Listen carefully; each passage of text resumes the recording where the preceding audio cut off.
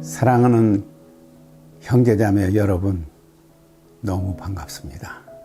오늘은 지난 시간에 이어서 시험과 유혹의 두 번째 강의를 말씀드리고자 합니다. 본문을 다시 읽겠습니다. 야고보서 1장 12절부터 18절 말씀. 시험을 참는 자는 복이 있나니 이는 시련을 견뎌낸 자가 주께서 자기를 사랑하신 자들에게 약속하신 생명의 면류관을 얻을 것이기 때문이라. 사람이 시험을 받을 때 내가 하나님께 시험을 받는다 하지 말지니 하나님은 악에게 시험을 받지도 아니하시고 친히 아무도 시험하지 아니하시느니라. 오직 각 사람이 시험을 받는 것은 자기 욕심에 끌려 미혹됨이니 욕심이 잉태한 즉 죄를 낳고 죄가 장성한 즉 사망을 낳느니라. 내 사랑하는 형제들아, 속지 말라. 온갖 좋은 은사와 온전한 선물이 다 위로부터 빛들의 아버지께로부터 내려오나니 그는 변함도 없으시고 회전하는 그림자도 없으시니라. 그가 그 피조물 중에 우리로 한 첫 열매가 되게 하시려고 자기의 뜻을 따라 진리의 말씀으로 우리를 낳으셨느니라. 지난 시간은 우리가 선한 목적으로 참 우리에게 하나님이 시험을 주시기도 하시고 또 시험을 허락하시기도 한다는 말씀을 생각해 보았습니다. 그 시험을 참을 때 우리는 이 세상에서나 다음 세상에서 복을 주신다고 했습니다. 오늘은 그 시험과 대조된 유혹에 대해서 생각해 보고자 합니다. 13절 말씀 다시 읽습니다. 사람이 시험을 받을 때 내가 하나님께 시험을 받는다 말하지 말지니 하나님은 악에게 시험을 받지도 아니하시고 친히 아무도 시험하지 아니하시느니라.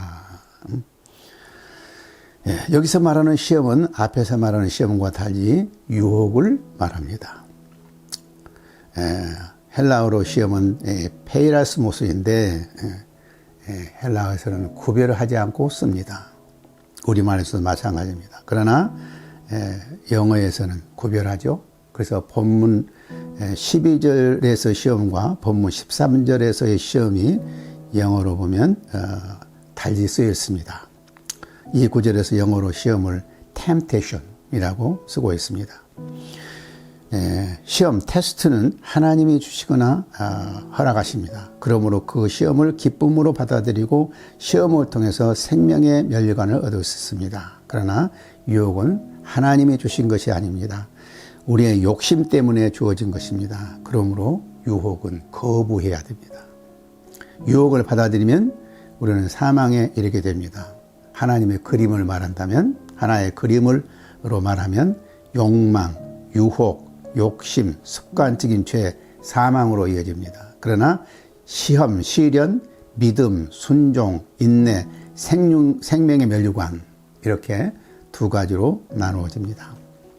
14절 말씀에 보면 오직 사람의 시험을 받는 것은 자기 욕심에 밀려 유혹되리니 라고 말하고 있습니다. 여기 욕심은 헬라어로 에피수미아라고 번역된 것인데 욕구 또는 소원이란 말입니다. 예수님도 유월절을 먹기를 원하였다, 이런 소원을 말하고 있죠. 이 욕구는 방향에 따라 선한 열매를 맺을 수도 있고 죄를 지을 수도 있습니다. 선한 열매를 맺을 수 있는 방향으로 생각하면 욕구가 강하면 강할수록 더 좋습니다. 성경은 선한데 열심을 품으라고 말합니다. 부지런하여 게으르지 말고 열심을 품고 주를 섬기라 말합니다. 선한 일에 열심을 품고 열정적으로 사는 사람들은 사실 아름다운 것입니다. 게을러서 무기력한 삶을 성경은 결코 칭찬하지 않습니다. 꿈도 비전도 목적도 없이 무기력하고 열정이 없는 삶은 죄에 빠지기 쉬운 삶입니다. 그러나 우리의 욕구가 잘못되어 죄를 범한다고 해서 그 욕구 자체를 제거한다면 이것은 큰 비극입니다. 성욕, 식욕, 부와 명예에 대한 욕구가 전혀 없다면 이것은 오히려 큰 문제가 됩니다. 문제는 여기에 있어서 잘못된 욕구를 가진 것이 문제입니다. 잘못된 욕구를 가지면 유혹에 넘어지게 된다는 것입니다. 유혹은 죄를 짓게 하는 하나의 미끼입니다. 그러므로 유혹에는 항상 거짓이 감춰져 있습니다. 유혹에는 항상 가짜 미끼가 숨어 있습니다. 그 미끼가 바로 쾌락입니다. 많은 사람이 이기적이고 자기 만족을 위해 살면 행복하다는 생각을 갖습니다. 그러나 그것은 거짓입니다. 불의한 방법으로라도 돈을 벌면 행복하리라고 생각합니다. 그것은 거짓입니다. 일시적인 성적인 쾌락을 맛본 것이 행복이라고 생각합니다. 그것은 거짓입니다. 쾌락은 우리를 망하게 하는 무서운 괴물입니다. 오늘날 사람들이 쾌락을 사랑하기를 하나님 사랑하는 것보다 더 사랑하며 사는 것은 이 비극입니다. 오직 사람이 시험을 받는 것은 자기 욕심에 끌려 미혹됨이니라고 말합니다. 여기서 욕심이란 말은 NIV 번역에서 보면 evil desire라고 번역했습니다. 악한 욕망이죠. 이 잘못된 악한 욕심이 유혹에 끌려 넘어갈 때 미혹되었다고 말합니다. 유혹 그 자체는 죄가 아닙니다. 유혹을 없앨 수도 없습니다. 우리가 살아가는 데서 얼마나 많은 유혹이 있습니까? 우리가 도저히 피할 수 없는 유혹이 너무나 많습니다. 그래서 예수님은 유혹에 넘어가지 않도록 기도하라고 그랬습니다. 시험에 들게 하지 마옵시고. 오늘날 돈에 대한 유혹, 성에 대한 유혹 얼마나 많습니까? 인터넷 검색에서 보면 SEX라는 단어가 제일 많이 검색된 단어라고 합니다. 가장 돈 벌기 쉬운 법이 바로 이 사업이라고 합니다. 그래서 조주빈이라는 사람이 태어난 것입니다. 그는 42년 형을 받고 있죠. 이 유혹에 넘어가 인생을 망치는 사람이 부지기수로 많습니다. 얼마나 많은 사람들이 돈, 명예, 권세, 성 등에 유혹당하여 인생을 망치고 있습니까?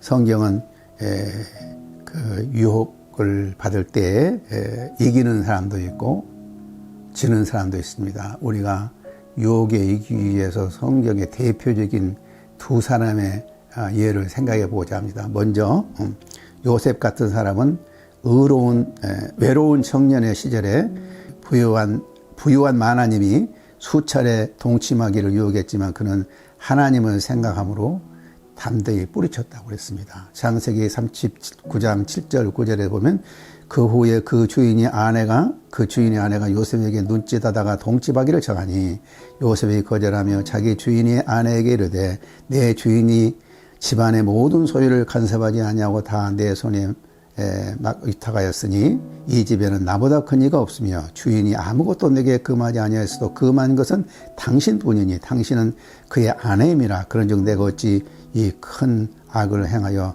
하나님께 죄를 지으리까.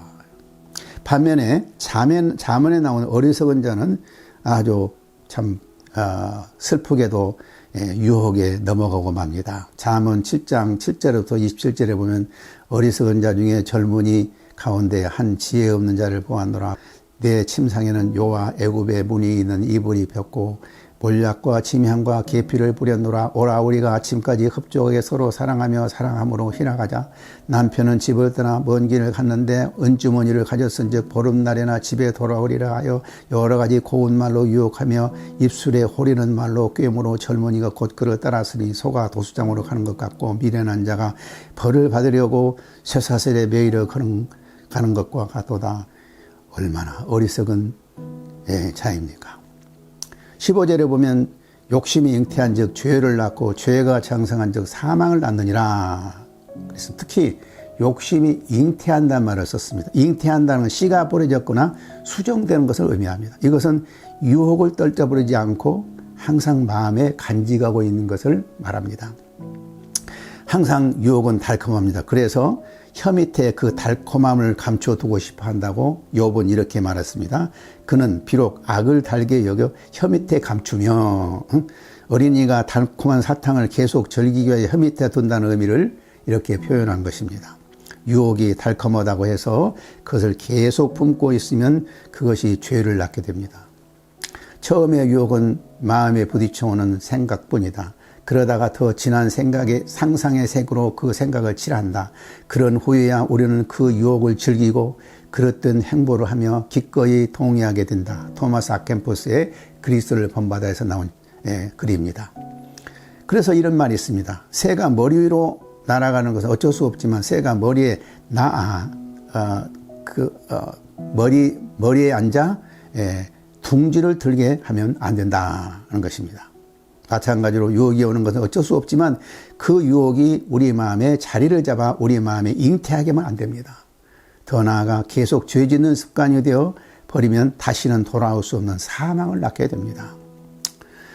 우리가 죄를 범할지라도 아직은 그리스도를 통해서 구원의 기회가 있습니다.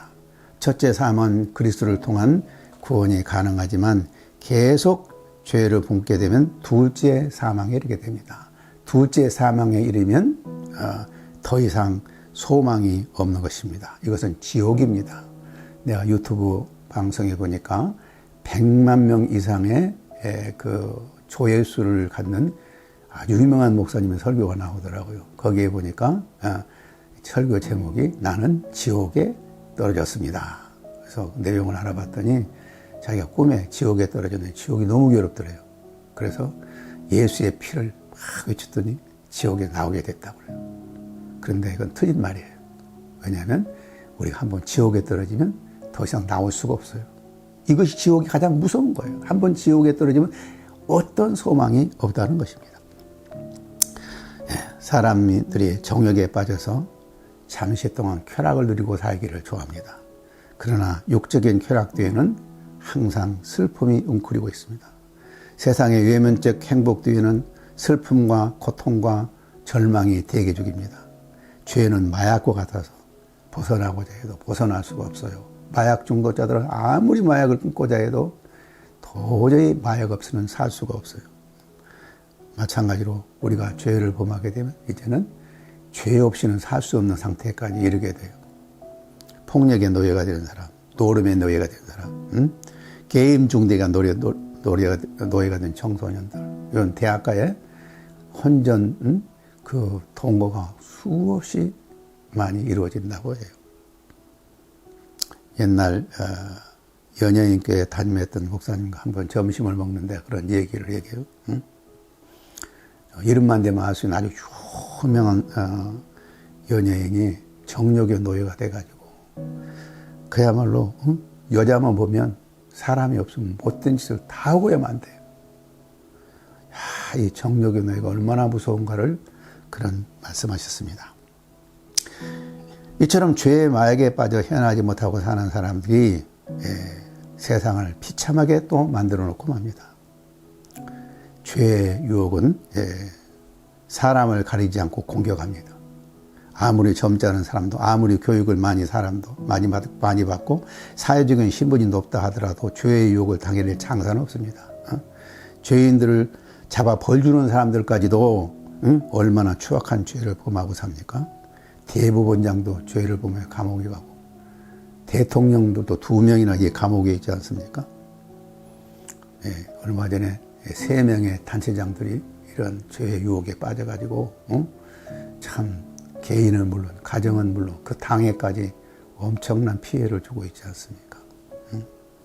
제가 얼마 전에 아주 옛날에 미국에 있는 어떤 교회에 부흥회 초청을 받아서 설교를 했는데 그 교회 가보니까 주차장도 엄청나게 넓고 건물도 아주 굉장히 최신식으로 화려하게 아주 크게 지었어요. 그런데 그 교회 목사님이 유혹에 빠져서 교회를 사임하게 되었다고 그래요. 참 요즘 보면 그 이름 있는 유명한 분들이 뇌물을 먹어가지고 온 나라가 시끄럽죠. 그냥 그 뉴스마다 이 얘기 안 나온 일이 없습니다. 사실 우리가 죄질 환경에 주어지지 않아서 그렇지 우리도 그와 같은 환경에 처한다면 똑같은 죄를 지을 수밖에 없습니다. 그 값은 무섭습니다. 감옥에서 형기를 마친다 해도 그보다 더 무서운 심판이 기다리고 있습니다. 둘째 사망, 영원한 벌, 지옥입니다. 이 죄를 해결할 수 있는 유일한 길이 복음입니다. 예수님의 십자가의 은혜의 복음만이 이와 같은 죄에서 우리를 구원해낼 수 있습니다.